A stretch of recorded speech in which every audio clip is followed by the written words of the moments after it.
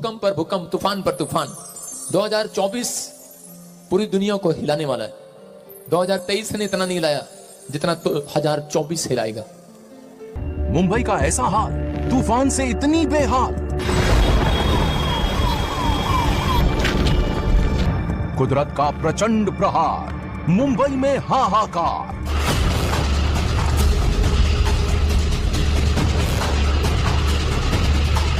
फिर कह रहा हूं कि ऐसा अनुभव लोगों को दिखाई देगा। वो 1/3 हिस्सा, कुछ ऐसे हिस्से खत्म हो जाएंगे।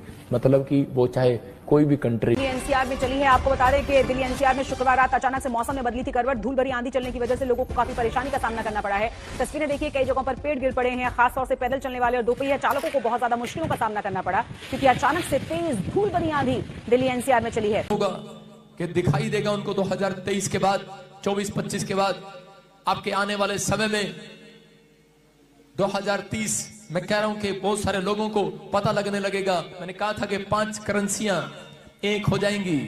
5 करेंसियां, फिर कह रहा हूं कि आपकी करेंसियां, 5 देशों की करेंसियां एक हो जाएंगी।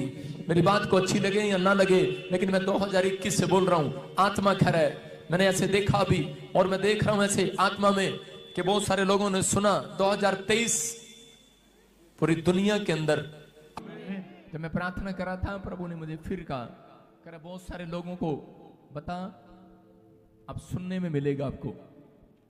इंडिया में कई जगह पर सूखा, फसलों में वो बारिश नहीं होगी जो पहले होती थी। कुछ चीजें कुछ जगह पर अद्भुत होंगी। बहुत सारे लोगों को मैं से देख रहा हूं, बहुत सारे लोग सुन रहे हैं इस समय। मैंने कहा था बहुत सारी चीजों के लिए अबलबा शबलबा बलबा शबलबा, लेकिन पवित्र आत्मा ने कहा मैं अपने लोगों का फेवर करूंगा।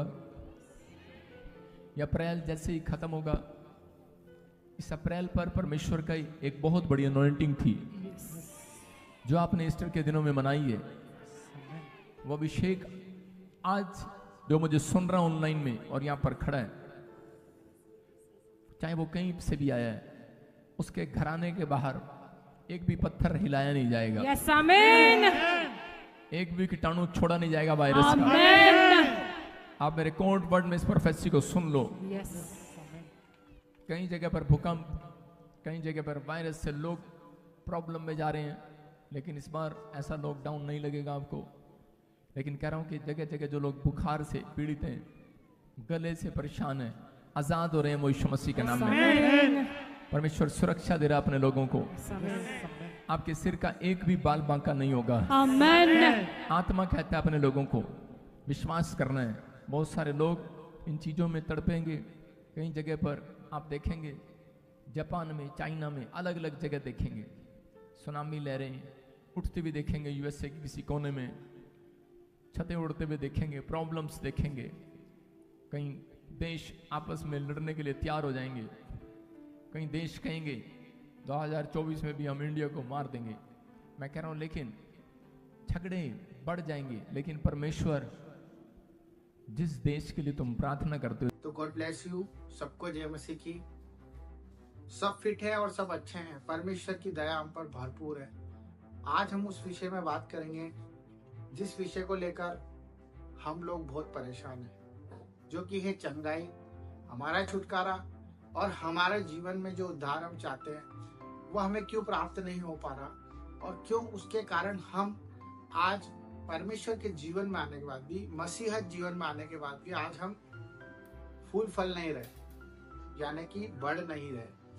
तो मेरे भाई बहनों, मैं आपको वो वचन बताने जा रहा हूँ, वो परमेश्वर की बात बताने जा रहा हूँ, जिसके वजह से आप आज ही नहीं, इसी पल वो चीज को महसूस भी कर पाएंगे और आप अपना छुटकारा भी कर पाएंगे, और अपने भाइयों के लिए भी आप उस बात को रखकर छुटकारे की तरफ जा सकते हैं।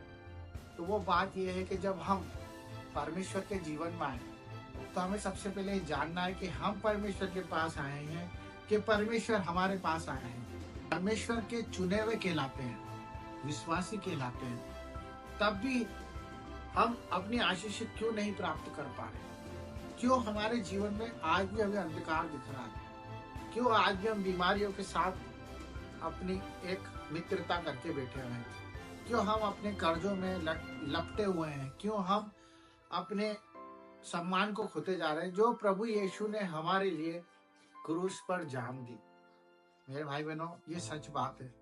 वो पापी नहीं था, परंतु पाप को लेकर क्रूस पर अपनी जान दी। वो पापी नहीं था, पर उसने सारे विश्व का पाप लेकर अपनी जान दी ताकि हम अच्छे जीवन जी पाए, हम डार्कनेस से ब्राइटनेस की तरफ जा पाए, हम उजाले में प्रकाश में हो जाए और हमारी जिंदगी को बेहतर देख पाए। क्योंकि परमेश्वर ने अपने इकलौते पुत्र को भी नहीं रख छोड़ा हमारे लिए, कि हम अगर इस दुनिया में आए हैं तो हम उसके पुत्र के समान जीवन जिए, जिस तरह से उसने निष्पाप होकर भी दूसरों की बुराइयों को ले लिया और हमारे लिए जिंदगी दे दी। यही बात है। तो सच्ची धार्मिकता मैं आपको बताना चाहता हूँ कि जब हम चंगाई छुटकारा अपने जीवन में परमेश्वर की उपस्थिति को देखना चाहते हैं तो हमें सबसे पहले परमेश्वर की धार्मिकता को लेना होगा। धार्मिकता ये नहीं है कि हम किसी के लिए मदद कर रहे हैं, किसी को पैसा दे रहे हैं, चैरिटी कर रहे हैं, या रेगुलर चर्च जा रहे हैं, या हम एनीवे परमेश्वर को दिखाने के लिए या किसी और को दिखाने के लिए काम कर रहे हैं। धार्मिकता वो है जो प्रभु यीशु को ग्रहण करती है, उसके उस बलिदान को यकीन करती है और विश्वास के साथ ये मानती है कि हाँ, जो उसने कलवरी के क्रूस पर लहू बहाया है वो मेरे पापों के लिए है, मेरे गुनाहों के लिए। अगर आपने ये स्वीकार कर लिया तो ये सब कुछ आपके लिए इस दुनिया में आसान हो जाएगा। आपकी सारी परेशानी, कर्ज, रोग, बीमारी आपसे दूर भाग जाएगी, क्योंकि आपने उसकी धार्मिकता को पहन लिया, क्योंकि उसने आपकी पापों को ग्रहण कर लिया। मेरे भाई बहनों, ये वो सच्ची धार्मिकता की बात है जिस पर अगर आपको आज यकीन है तो आपका उद्धार कोई नहीं छीन सकता, क्योंकि परमेश्वर का वचन कहता है कि तू उसके राज्य की और उसकी खोज कर तो ये सब चीजें भी तुझे मिल जाएगी। सारी राज्य वैभव भी तुझे मिल जाएगा, चंगाइयां भी मिल जाएगी और छुटकारा भी मिल जाएगा। तो परमेश्वर के इसी वचन पे आप अमल करें और आप संसार को दिखाने के लिए नहीं जिए। हमें परमेश्वर को और उसके प्रेम के लिए, हमें जो उसने हमसे पहले किया उसके लिए अपना योगदान दे और अपने दिल को उसके लिए खोल के रखे और उस पर यकीन रखे, पूरा भरोसा रखे और कमांड करे, यकीन रखे और वचनों को पढ़े और वचन आपको आजाद कर देंगे। आप बुराइयों से दूर रहे, परमेश्वर के वचन पे बने रहें और धार्मिकता की झिलम को पहन लें और उसके हथियार जो वचन है उसको पकड़कर अपनी जिंदगी के सारे बंधन तोड़ दें। सबको जय मसीह की। आपकी चंगाई आपके मुंह में है। धन्यवाद।